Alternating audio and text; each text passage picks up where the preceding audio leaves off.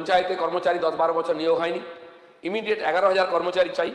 তার জন্য আমরা পিএসসিকে, ওনারাই সব বলে দিয়েছেন, আমরা যেটা করতে চাইছি, মাননীয় মুখ্যমন্ত্রী ঘোষণা করেছেন 1 লক্ষ কর্মচারী নিযুক্ত হবে।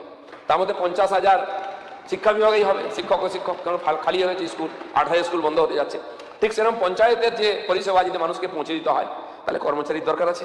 আমার বিভাগে প্রায় 1 লক্ষ এরকম কর্মচারী আছেন যাদের কোনো হিসাব নেই, তাদের কোনো ভূত নেই, ভবিষ্যৎ নেই।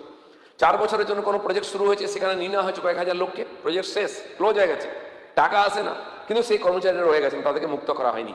এই করতে করতে বিরাট বোঝা একটা, তাদেরকে বেতন দেওয়ার কোনো সোর্স নেই, তাদের ভূত ভবিষ্যৎ নেই, কবে রিটায়ারমেন্ট, কতদিন কাজ করবে, কোনো এগ্রিমেন্ট নাই, কিন্তু আছেন। কিন্তু আমরা কাউকে তাড়াইনি, কোনো না কোনো ফর্মেট থেকে টাকা নিয়ে এসে, কোনো প্রজেক্ট থেকে টাকা নিয়ে এসে তাদেরকে কাজ দিয়ে, এই যে বিভিন্ন সার্ভে ইত্যাদি হচ্ছে, তাদের কাজ করানোর চেষ্টা চলছে। আপনারা জানেন একাধিক সার্ভে, একাধিক কাজ একসঙ্গে শুরু হয়ে গেছে, ফলে আমাদের কর্মচারী কম, ফলে কাজে গতি কম হয়ে গেছে। সেটা আমরা নিবেদন করেছি সরকারের কাছে যে 11,000 কর্মচারী নিযুক্ত করতে হবে। এতদিন পর্যন্ত পদ্ধতি ছিল পঞ্চায়েত ডিপার্টমেন্টের নিয়োগ জেলা স্তরেই হতো। জেলা শাসকরা বলছেন আমরা এই ব্যাপারে এক্সপার্ট নই, গণ্ডগোল হয়ে যাবে, আলাদা আলাদা হবে, আবার কোশ্চেন লিখা হয়, আমাদের রোগ আছে। সেই জন্য আমরা ঠিক করেছি যে একটা সংশোধনের মাধ্যমে পিএসসিকে আমরা এই পুরো দায়িত্ব দিয়ে দেবো।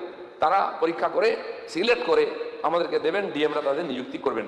তার জন্য একটা ছোট্ট সংশোধনী হবে, সেটা আমরা আপনাদেরকে জানাবো। অন্নপূর্ণা যোজনা, সরকারি প্রকল্প, চাকরির খবর এবং সব গুরুত্বপূর্ণ সরকারি আপডেট সবার আগে পেতে এখনই সাবস্ক্রাইব করুন অক্ষয় ব্লগসকে।